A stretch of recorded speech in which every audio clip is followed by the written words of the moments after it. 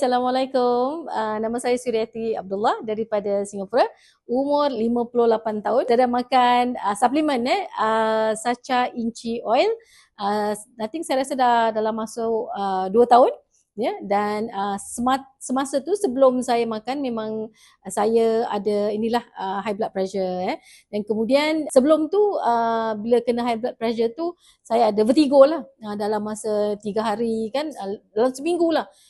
Pening dan tak boleh sujud, berputar dan pergi jumpa doktor dan doktor kasih kasih ubat untuk vertigo. So takutlah kan, so jadi takut sebab ada kesan dia bila kita makan ubat kan. So jadi saya mencari-cari klip saya daripada Dr. Nordin Darus. Saya dengar mungkin boleh cuba ni kot.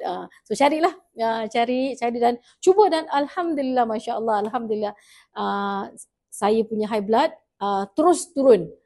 Dan dulu was first at 168 dan kemudian turun 145 dia punya systolic count lah. Lepas tu dah cuba, alhamdulillah turun ke 124. So was much better lah, alhamdulillah.